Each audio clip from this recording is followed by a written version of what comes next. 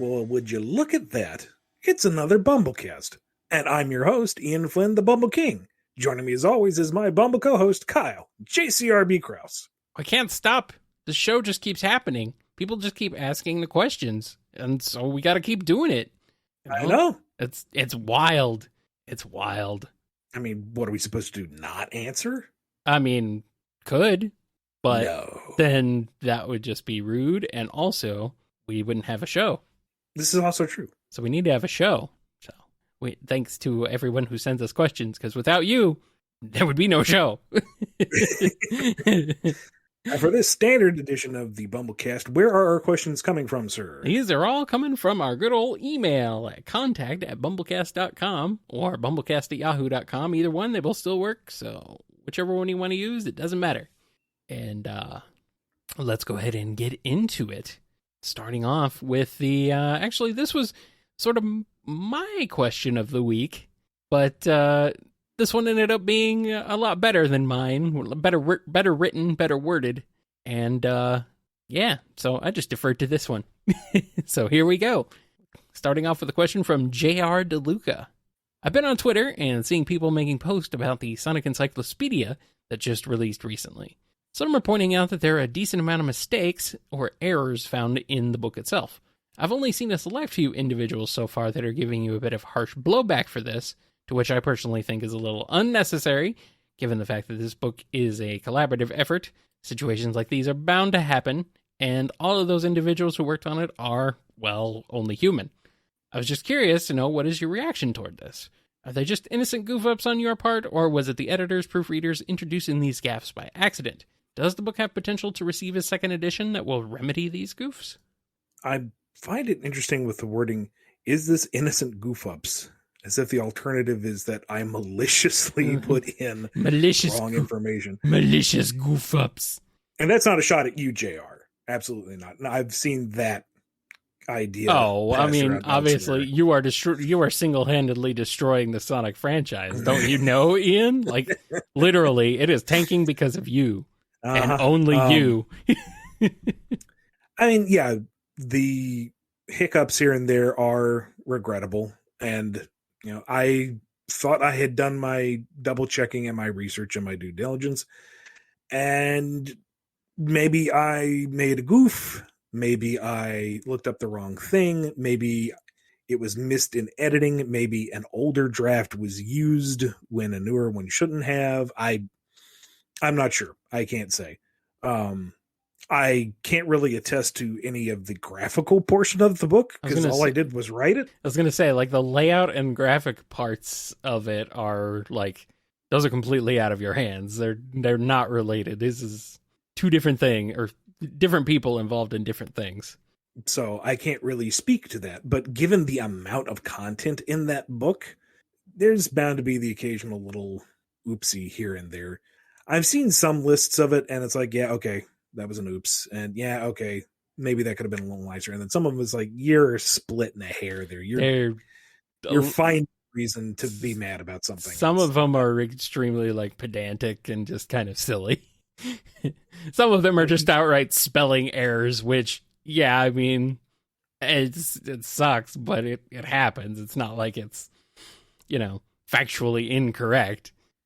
I mean, it would be nice if there was a second edition that, like, updated with maybe some of the Sonic Frontiers info and take that opportunity to clean it up a bit. I would not be opposed to that. That'd be nice. Yeah. And, you know, it is regrettable that there are errors, and unfortunately it happens. And that's all you can really say about it. I mean, honestly, you open up any book like the Sonic Encyclopedia and you're bound to find errors all throughout it. Little ones. But it's... I mean, that's not to discount it. No, it's no, not no. to excuse it. No. Absolutely not. But at the same time, it's like, you know, it just kind of happens. That's how it is. I mean, pointing out a fault where it is perfectly legitimate. Mm-hmm. The amount of ire that some have directed is disproportionate to the level of oopsies that there were. Yep. I agree. The only thing I'm mad about is the no inclusion of Sonic Pocket Adventure, but that's definitely out of your hands. Yeah, that one's weird. That is weird. Like, did they explain any further, or just said no? Just that it's some kind of rights issue. That is very strange. I don't know. I'm completely. I can't even begin to see what the rights issue would be, other than, I don't know, something with SNK, I guess. I don't know. That's weird. I didn't inquire further because I had a whole bunch of other games. No, you had plenty. I know. It just was like, huh. So weird. Well, next question here is from Ilaria M. Leaving aside the unjustified hatred of Chris's character, honestly, I find it unfair. I understand that tastes are tastes, but one exaggerates. And according to your taste, how would you have imagined a different ending for Cosmo and Chris? And I mean different for both. Chris, I think you could still have the same general ending without him being such a selfish little Chris. Like, not wanting to lose someone as cool and as special a friend as Sonic. I get that. But frame it more at his personal hang up and not he's going to shut down the device that will doom worlds and deny Sonic from ever returning home. That's a bit of a divide. So, maybe frame it as, he's super depressed that all these incredibly cool people are leaving his life. And, folks are getting on him about it. It's like, aren't you happy that they're getting to go home, that they get to get what they want? And, there's some guilt there, sure. And that's like, all right, it's all time for us to go home. Where's Sonic? No, seriously, where's Sonic? And Sonic has just grabbed Chris and he's like, nope, one last adventure. One last run. We're going off together, buddy. Because that feels like a Sonic thing. Mm-hmm. I'm going to defy conventional wisdom for a matter of the heart. And then have him and Chris have a positive moment together rather than they're on the run because they've doomed the planets. And, give them this special moment with a positive note. And then you can still have that kind of thing where Sonic could return at any time and he runs fast enough to break dimensions or whatever nonsense it was. I don't remember exactly. Nonsense in a Sonic thing? Never. Never happens. Never. Cosmo? Now, granted, it's been a long time since I watched season 3, but I don't remember there being anything inherently wrong or dissatisfying about it. It's sad, sure. Any noble sacrifice is sad, or it's supposed to be. Mm-hmm. It's gut-wrenching for Tails, but I don't see anything wrong with that. She realized that she was a pawn in Black Oak's schemes and things were reaching a critical mass moment. And so she made the sacrifice play to save everyone. I think that's a pretty high note to end on. Yeah. She did good. Here's a question from Test. Do you plan on writing out a Sonic the Hedgehog Next Generation, like where Sonic and Amy have a daughter of their own? I would like that if it could be a girl. This is a fan idea. Don't do this. It is a very generic fan idea, but it is still a fan idea. This is like the quintessential idea of any Son Amy shipper, so it's not like I feel like I'm treading on a very unique ground. But the question itself, the way it is phrased, that's a fan idea. Don't do that, please. Yes. So did you plan on it? No, Kyle. Oh, okay. I was going to say it's already been done, pretty much. Twice. We don't need to go back to that well. Not really. Here's one from Ellie Plays Games. Is there any reason that Sonic Eraser, Sonic Freeriders, and Sonic Athletics weren't in the encyclopedia? Also, would Pocket Adventure not being there because of legal issues mean that it's non-canon? Sonic Eraser and Sonic Athletics were so obscure that it was opted to pass over them. Sonic Freeriders? Uh-oh. Did we actually forget to put that one in there? Oh, no. Because that's an oopsie, and that kind of tells you just how not important that game was. Well, I mean, it should be very memorable to you considering the what you went the lengths through. I went through. Yes, I know. The only reason I owned a freaking Kinect. Yeah. Well, that's a little embarrassing, but I don't think that know. speaks more for the game than. Is it in there? Someone who has it, open it up, crack it open. Yeah, It's my not in copy's there? inaccessible right now. It's not in there? It's in the timeline, but it ain't in the book. Okay. There's no entry for it, I'm being told. So, yeah, apparently it's not there.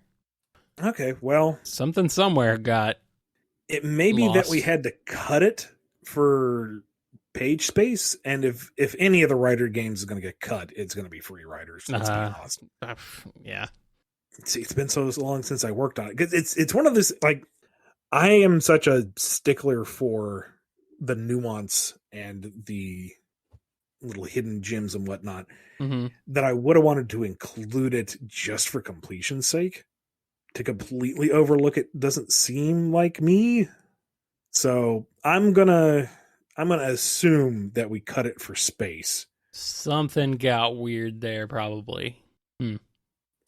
Maybe it either got cut or just got overlooked when they were putting the final book together. It's weird. It's so weird. That is weird. Like, that's one game I would not expect you to have forgotten. But I mean, it's not exactly memorable. It doesn't really bring anything new no. to the writer's franchise or gameplay outside of the Kinect controls, but those are never going to see the light of day again. So Yep. I kind of wish that we would get a full package remaster of the writer's set. You know, a nice spruce up of the first two, reconfigure the Kinect one to actually play on a regular controller. Yep. Give us a nice writer's trilogy, because there's nothing really inherently wrong with free writers as it is. It's just, it was a Kinect game. Kind of kneecapped from the get-go there. Yeah. Oh, it's, yeah. Seeing screenshots here now of the index listing, and it's not there. He skipped over. So, oh, well. Huh. Weird. I mean, you even included Sonic Boom, but nope. No free riders. Yep. Oh, well. Here's one from Juice. Are you familiar with the Kirby series? How do you think a Sonic and Kirby crossover would go? I'd imagine that the Haltman Works company would be involved, since they like to go around mechanizing entire planets and have something similar to robotization. I do love me a Kirby game.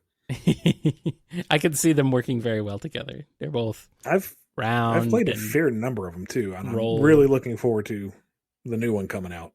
That one looks wild. That one would be a somewhat interesting crossover. It wouldn't mesh quite as quickly as some others, I think, just because Kirby is generally more cutesy and lighthearted compared to Sonic. Maybe a classic Sonic crossover would work a little better. Until you get to the inevitable Nightmare Fuel final boss. I was going to say, then you get into modern Sonic. That would fit just fine. I was going to say, I think it would work. I think it would be fine. I don't think you'd have to worry about it too much.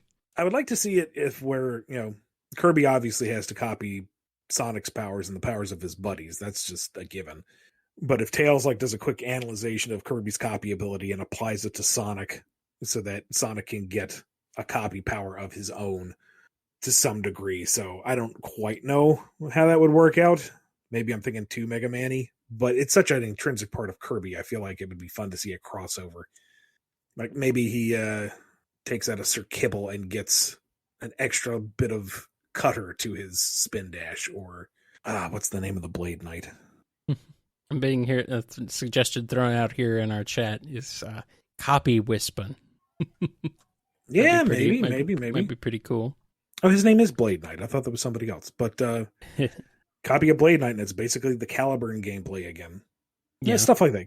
Mostly play it for laughs. Mostly keep it cute and lighthearted and a good old romping adventure. And then the inevitable Nightmare Fuel end boss.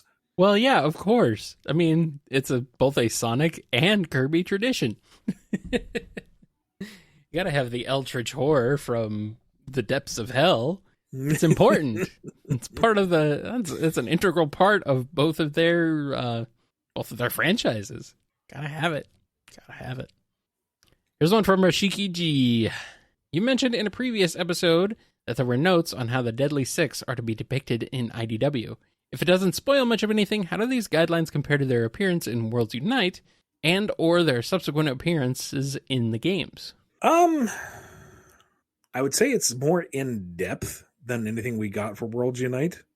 And with in the games, I feel like you can see some of that direction. Don't know if it necessarily pans out the same across the board. One of the things that they stipulated was the relationship between Zavok and Master Zeke, where I took it as more of a reverence for the elderly type of thing, where they stipulated as more of the master and apprentice type thing.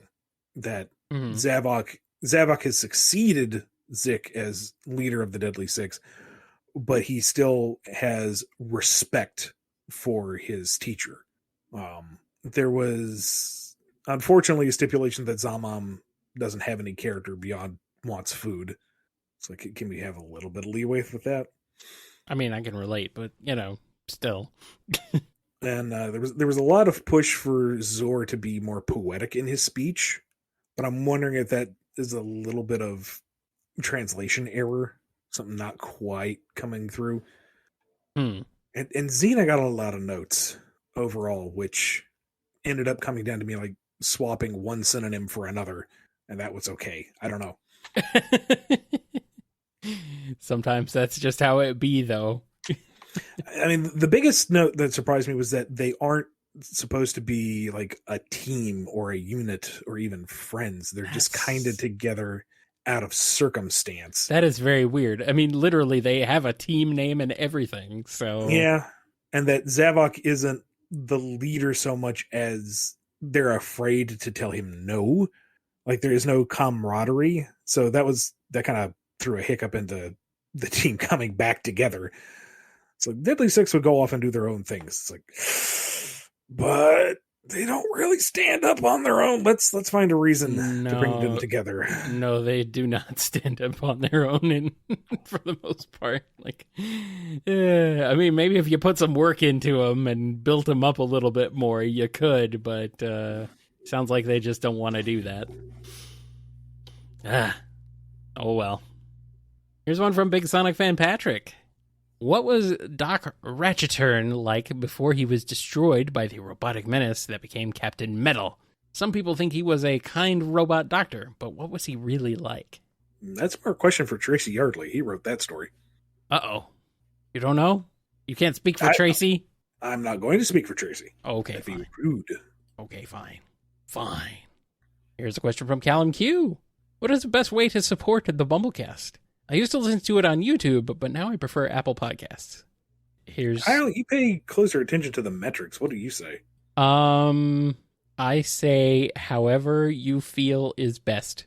Honestly, just listening to the show, doing nothing else, and listening to it, it doesn't matter where. You listen to it anywhere. Any of our main platforms that it's hosted on, through podcasts or YouTube or however you want to do it. Go directly to kngi.org and download the MP3 from there. That's fine too. It doesn't matter. As long as you're listening to the show, that's cool with me. If you want to go further and do, if you want to say like, a monetary contribution, as it were, then any platform that we support is totally fine. Totally cool with that. So, otherwise, if you want to watch on YouTube, that's great. If you want to turn off ads on YouTube, that's even greater. Don't expect you to. Don't necessarily want you to. I know ads suck. They're horrible. And I also am a big proponent of ad blocking. But if you feel the need or the desire or just feeling generous and want to whitelist us in your ad blocker, that's awesome. Thank you. Otherwise, tell your friends, tell your Sonic friends who like Sonic and Sonic comics that we do this show, and link them to it and have them check it out. And I mean, yeah, that's about it. Really, just share the episode if you feel so inclined with other folks who you think might like it, or just listen to it. Just enjoy, you know? You can comment on YouTube or you can not. You can do whatever you want, honestly. I think I'm pretty, like, let's be pretty open. I figured we'd be pretty open-ended about it. There's not really any best way. I mean, I could say giving us money is the best way, but in terms of what is most likely and most reasonable, yes. Like the simplest thing you can do is just listen to the show, and it doesn't matter what platform. We just appreciate that you give it a listen. Absolutely, yes. Next step up would be to share it with other people so that we get more people listening, which drives up those metrics. Yes. To that extent, any of the YouTube stuff, clicking the subscribing button and you don't have to do that, but that's the next step up. And then beyond that, it's monetary, whether it's you whitelist us with your ad blocker, you become a $1, once a month patron. That's fine. That dollar adds up. We're not expecting everyone to suddenly become our Bumble sugar daddy and bankroll the show. Although, no, if you're so inclined, we're not going to say no either. No. But I mean, I don't think we'll use that title, but I mean, we could make that. We could make a tier on Patreon. I don't know if I feel comfortable with that. No, it'd be a little weird. Long answer short, whatever you're comfortable with, we appreciate. Absolutely. We're pretty easygoing. Yeah. The more you give, we're happy to receive, and we greatly appreciate it. But don't feel like you're pressured to do anything, or like we're desperately begging you to do something. Just whatever. Listen when you want. Listen where you want. And if you want to throw a little extra our way when you can, that's cool. If not, no worries. Yep. It doesn't really make a difference how or where or when you listen to the show. Just as long as you enjoy it, or maybe you get enough out of it by hate listening to it. I don't know. You can do what you want. You can do what you want. I ain't gonna stop you. Here's a question from Thomas C. Would you put Dr. Eggman and a walrus in the same panel just for poops and giggles? Maybe Rotor? Nah, not him. I could.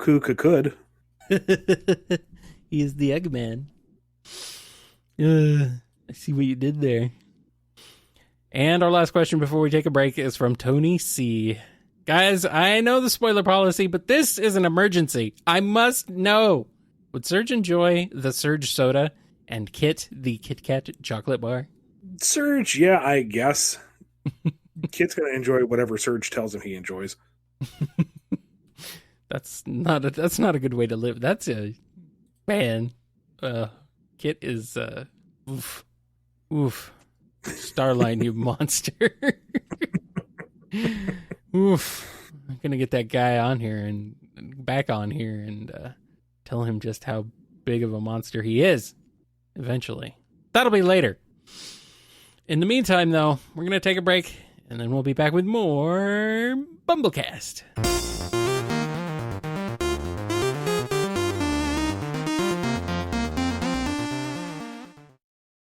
We are back with a question from Colin B. I recently bought a Doctor Who DVD, and it's about the Daleks. And my buddy made a comparison between them wanting to exterminate all life and Omega wanting to exterminate all Eggman's robots. Would Omega be a fan of such aliens and their never-ending warlike mentality? And are there any other genocidal/warmongering species in the multiverse he might look up to as kindred spirits? I think Omega appreciates destruction, but his whole deal is Eggman robots. It's a personal vendetta for him. Exterminating life isn't necessarily on his radar. He wants to eliminate all inferior robots, and he enjoys in the way that he does that, but he's not really out to wipe out people, if you get the distinction. Well, yeah, but I mean, it's a similar, it's not the exact same thing that they're out to eliminate, but the sentiment is the same, or at least similar. I suppose maybe I'm splitting hairs, but I see some nuance to it. Omega would be like, I don't like that. I don't necessarily care that they are killing living creatures, but I appreciate the need for destruction. Here's one from ONW. If you were given the chance to write about the multiverse in the IDW series, will you stick to the concept of worlds being called zones for consistency, or will that be ignored to avoid tying the series to Archie in any way? That was an Archie thing entirely. Zones at best are now a classic distinction of regions, but it was never a multiversal thing outside of the Archie books that I can immediately remember. Blaze's Dimension is Blaze's Dimension. Classic Sonic is in its own dimension now, so that's the word, is dimension. Yeah, no more zones. Get in the zone. No, there is no zone. There's one from Blue Blur. In Sonocar's music, Diamond in the Sky, it says, "Welcome to the inside of a Chaos Emerald," while referring to Radiant Emerald Zone. Does that mean Chaos Emeralds contain stars and planets? If it's true, how's it possible Supersonic can be there knowing it's Sonic with the emeralds in him? And was it kept or changed later? We covered all this back on January 1st. Somebody else was asking about the whole being in an emerald and la-di-da-di-da. So go on back to that episode of the Bumblecast and get your answer there. Alrighty. Here's one from Liam D. Hi. So, fun fact, this year, 2021, because this question is most likely going to be answered in 2022. Good call there, Liam. Silver the Hedgehog is both 14 in game canon and 14 in real life. So, can you just talk/rant about Silver? For example, how broken he is, weird mandates about writing him, and also, is he tech savvy? I took him as a guy who wasn't. No, I don't think he is. I think he's the type of guy who gets excited that he managed to program the microwave. He doesn't understand how this time travel stuff works. He just does it. That's the thing. Like, they're recently talked about the whole time travel thing and got an answer. So that'll be interesting to see how that plays out going forward, but we'll see. But otherwise, Silver's a good boy. He's just a good boy. He's a good little cinnamon roll. He tries hard. He tries ever so hard. He comes from some bad times, but he remains optimistic and adorably naive. And I think what makes him endure for me is that he's earnest. No, like, he's Silver. Ernest is a completely different guy. Know what I mean, Vern? Yeah.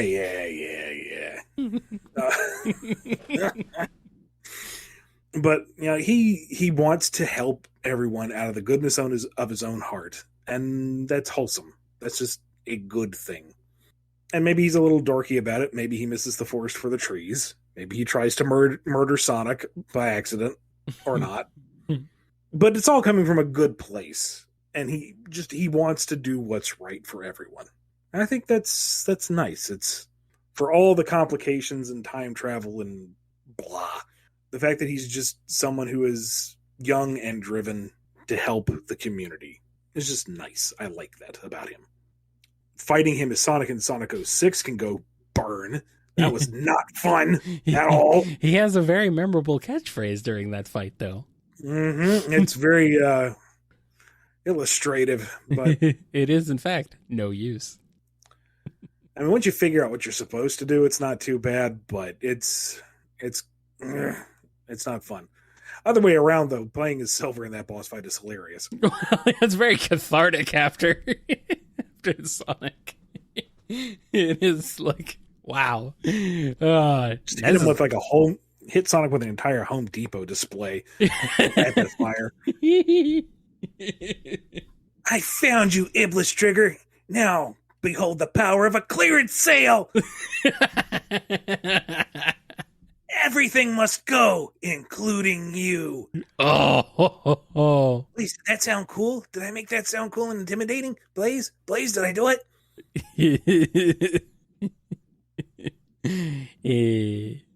Wow.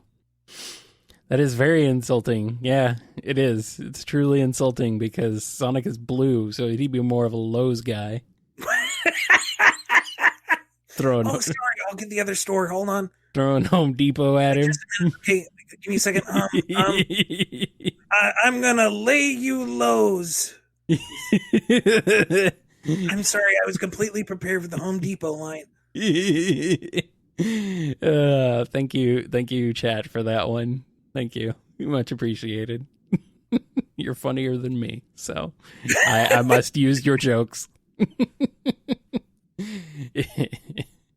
Meanwhile, please stick to the United States. I don't have any jokes about Canadian Tire. Meanwhile, Knuckles is just hanging out at Ace Hardware.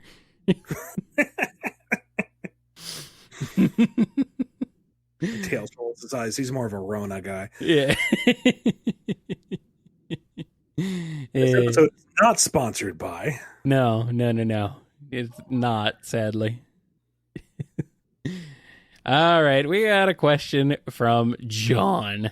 What's your stance on canon immigrant? I'm all for it, by the way.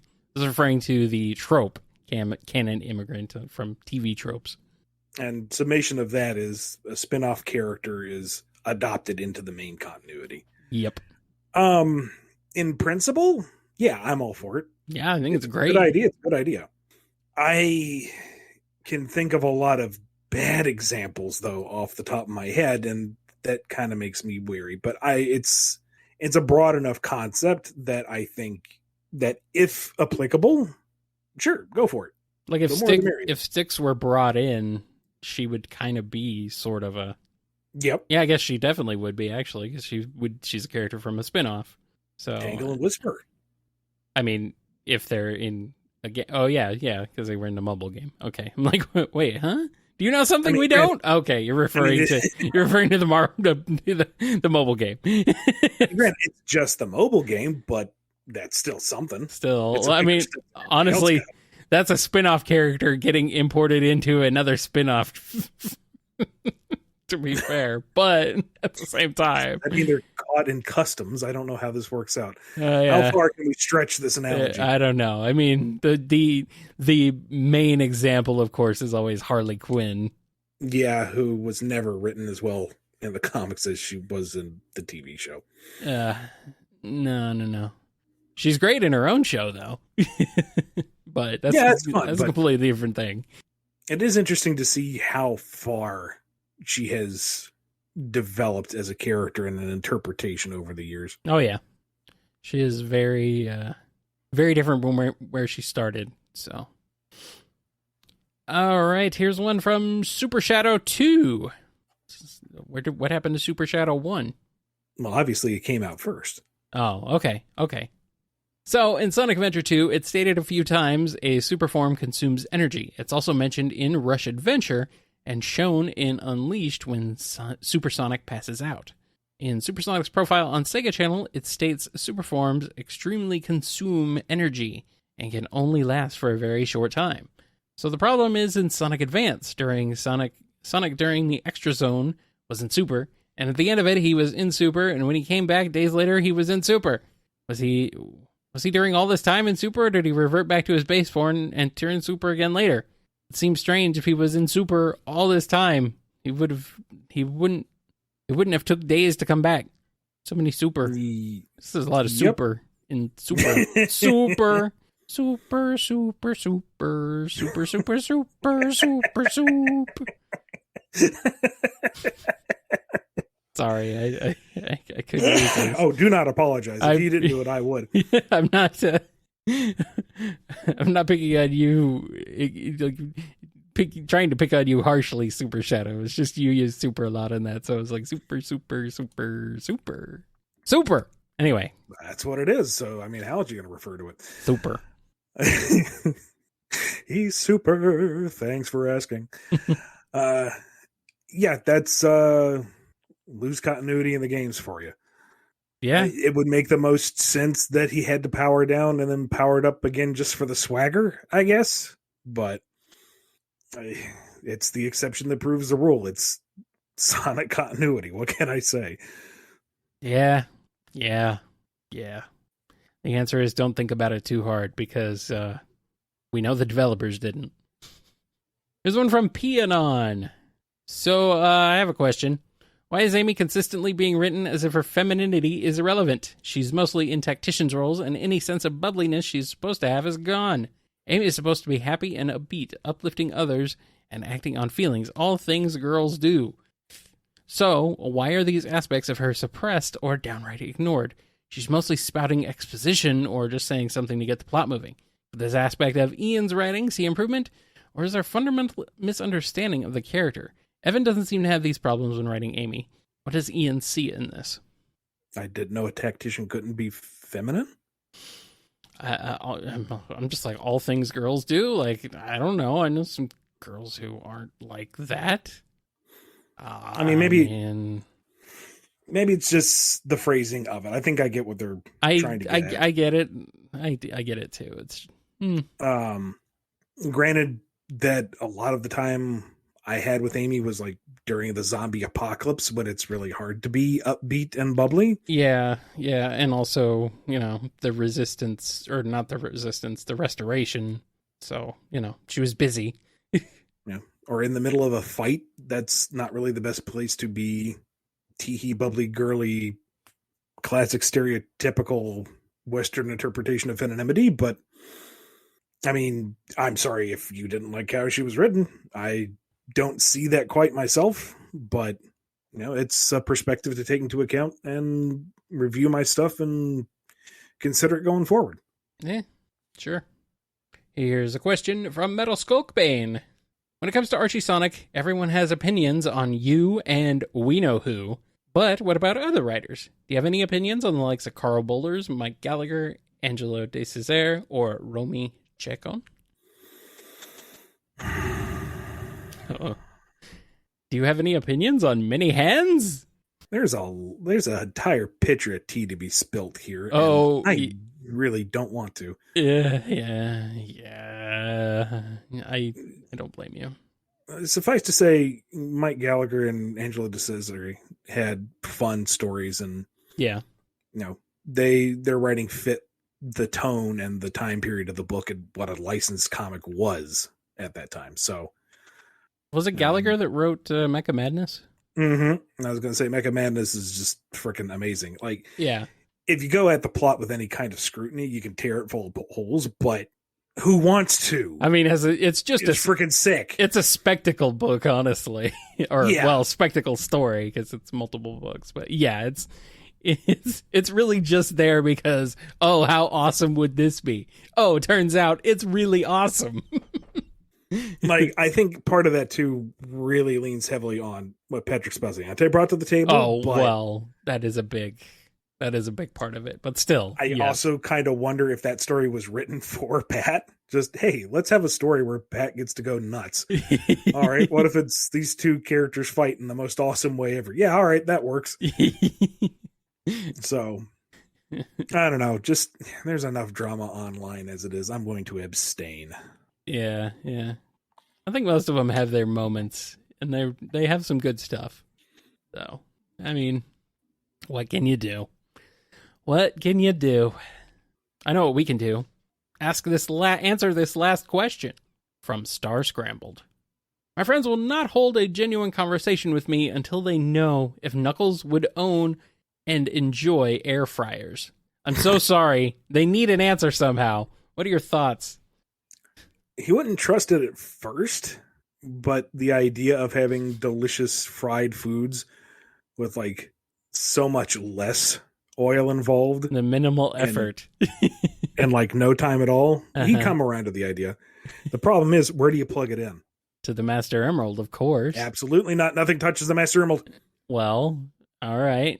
Then guy's gonna need a generator. So yes, he has an air fryer, but he can't use it. Maybe it's the Master Air Fryer. So it's like the Master Emerald. So put it in there. So I don't know. The Master exists to fry the chaos. Yeah. Air fryers chaos are is wonderful. Power enriched by convection fans. Yes. Air fryers are amazing. Like, it's rare that a kitchen appliance actually earns its place, but the air fryer has definitely done so, at least in my house. I was a slow adopter because I thought I can't be that good. Well, I mean, do you really need more fried food in your life? We were given one, so yeah, we didn't go out and buy it, but it was like, oh, okay, I get it now. Yeah, now it's like, what can I not put in there? I mean, really, it is just a toaster oven in a different form, but you know, still, but it doesn't do what a toaster oven would do. I dare you, sir. Well, put your frozen chicken drumsticks into a toaster oven and get anything nearly as delicious. Well, a toaster oven with a convection option. That would be closer, because we used to have one of those. But yeah, I don't know. It's a different thing, you know? I mean, dude, you could freaking use... I use it to grill stuff, because we got a grill. Yeah. A built-in grill, one with a grill insert that you just put in it, and there you go. Boom. Yeah, you put in a cheap little steak, fry it up quick. You got yourself a steak sandwich super quick. That's right. Delicious. Love it. Hunk of salmon, a little bit of season, pop it in there for what, 10, 12 minutes? Succulent. Yes. Delightful. Wonderful. Amazing. This episode is not sponsored by... No, because we didn't mention any brands. It's sponsored by Big Air Fryer. Air fryer. I don't know, man. It's a good thing. I mean, it's maybe a little overhyped as far as people getting super excited about it. But you know, like all good things, people get carried away with it. And I'm not saying that I've contemplated buying a second one so I can fry up two things at the same time. That'd be silly and indulgent. Of course I didn't. Oh, wait. I have two. Oh, really? I do. Yes. Well, if I had the counter space. They're not identical, though. One is the one with the grill thing, and the other one is not. One is more generic. But, yeah, we have two. Well, we had electric grills, and we're like, well... These suck. Trying to clean them and stuff. They're lame. Hate them. So we were looking around and, hey, a grill that can also be used as an air fryer. It's like, oh, okay. So now we can have two air fryers. The one I have is super freaking easy to clean, too, which is fantastic. Oh, yeah. It's very nice. And lo, the heavens did open, and we were gifted the amazingness of an air fryer. Delicious. Anyway... Are we done yet? I think we're done. Okay, good. Just like any of the delicious dishes you can prepare in an air fryer. Get yours today at your local store. Come on down to Home Depot. Unless I didn't throw it at Sonic already. I don't think they have air fryers at Home Depot, sadly. Oh, maybe I'm thinking Canadian Tire. Anyway. Well, that's where they sell Sonic's front tires. So go ahead and get some of those. We're going to give a big thank you to everyone who's made this show possible this week.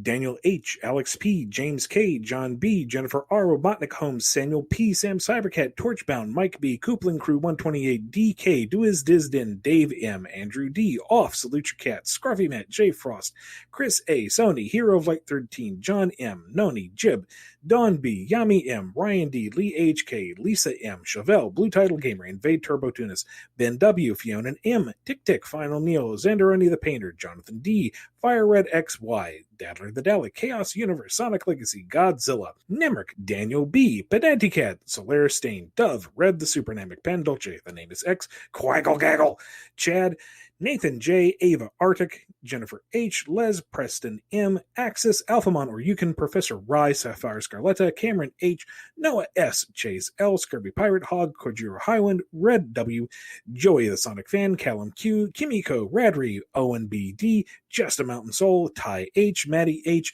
T. Ranger Crooker, N. Zephyr, KJB, Lewis J., Mox and Tails, Dream Boatin, Rusty Cook, For Sonic Fan, Chaos Voltage, Techno Cinema, Derucival, Jolene B., Expired Bread 12, The Marble Gardener, Lacey M., Unlikely Veronica, Finest Cacophony, Arc Fighter, Michael P., Spiral Warrior, Aelx 120, Goosey the Tentai, Agent Kaz, TK, Pew Pew Awoo, Yoshi Milkman, and Happy Times. And that's going to wrap us up for this edition of the Bumblecast. We will see you Monday for the next episode of the Priority Q&A. Until then, be good to yourselves, be good to each other, and we'll catch you next time here on the Bumblecast. Okay, fine. Maybe this time I'll listen to you and do those things. Maybe. I'll think about it. Anyway, see you next time. Big thank you to Daniel H., Alex P., James K., John B., Jennifer R., Robotnik Holmes, Samuel P., Sam Cybercat, Torchbound, Koopaling Crew, 128, Diz You missed Mike B. You missed Mike DK. B, DK, Donkey Kong. I'm doing this from memory, by the way. I know. Well, we had those folks for something. Because I'm like completely lost. Because now I'm lost. Now I got it. Yeah, I think that's about as far as I can get from memory. And even then, of course, I miss names because there's some more recent ones that I forgot. Mike B, Torchbound, Koopaling Crew, 128, Diz Din, John B, Jennifer R, Robotnik Holmes, Samuel P, Sam Cybercat, Torchbound. I think I'm lost now. Sounds like you're trying to do Yakko's World. Daniel H., James K., and Torchbound and Koopaling Crew 128 and Diz Den. Well, the idea was for this to not be for us to just reuse the one you already recorded earlier this week, but now we've taken just as much, if not more time and effort doing this bit instead. Anyway, we're done. You've been listening to the BumbleKast, a co-production of Bumble King Comics and the KNGI Network. Original theme music composed by Ken Coda Snyder. Remixed intro by T-Lopes. Find out more information, along with podcast feeder links, MP3 downloads, and more at bumbleking.com and kngi.org.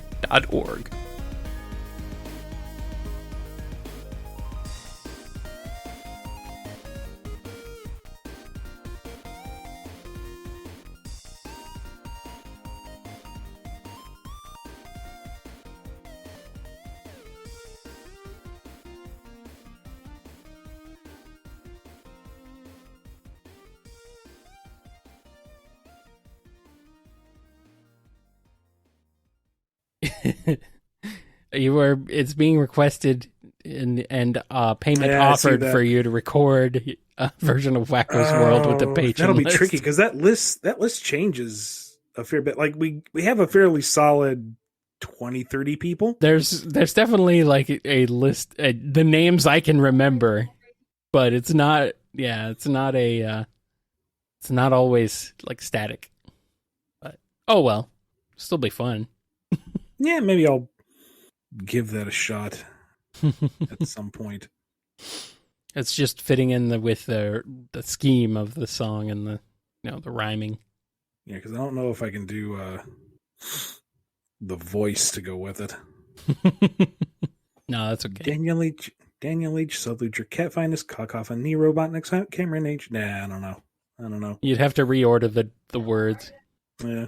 Could be the Pokemon rap. There you go. Here's the folks that gives us cash. We acknowledge you here at the end of show. Duisden, Don B, Shawville.